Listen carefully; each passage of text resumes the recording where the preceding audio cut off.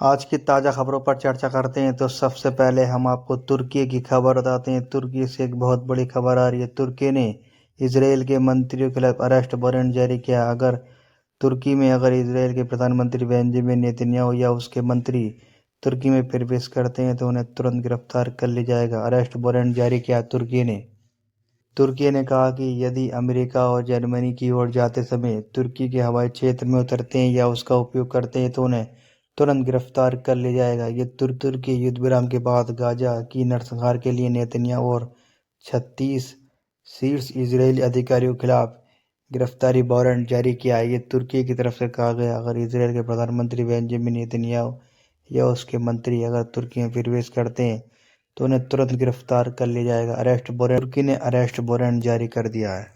उधर अमेरिका की तरफ चलते हैं। अमेरिका के जो न्यूयॉर्क सिटी में जो मेयर बने हैं जोहर ममदानी, अब इजराइल की मीडिया का कहना है कि जो जोहर ममदानी की जीत हुई है न्यूयॉर्क सिटी में, इजराइल के लिए न्यूयॉर्क जाना मुश्किल हो जाएगा। ये इजराइल मीडिया का कहना है। इसराइल की मीडिया का कहना है कि 46% इजरायलियों का कहना है कि जो जोहर ममदानी जो न्यूयॉर्क सिटी के मेयर बने हैं न्यूयॉर्क शहर जाने से बचेंगे। इसराइलियों को अब बहुत बड़ा डर सता रहा है। जो न्यूयॉर्क सिटी के जो मेयर बने हैं जोहर ममदानी, अब इसराइलियों के लिए खतरा महसूस हो रहा है। जो इसराइली न्यूयॉर्क सिटी जाते थे इसराइल से, अब उनके लिए खतरा महसूस हो रहा है। अब 46% इसराइलियों का कहना है कि हम न्यूयॉर्क सिटी नहीं जाएंगे। 46 गाजा की तरफ चलते हैं। फिलिस्तीनी परिवारों ने इसराइल कब्जे के खिलाफ चुनौती देते हुए उन्हें नष्ट हुए घरों को मिट्टी और मलबे का उपयोग करके अपने घरों के कुछ हिस्सों का पुनर्निर्माण किया है।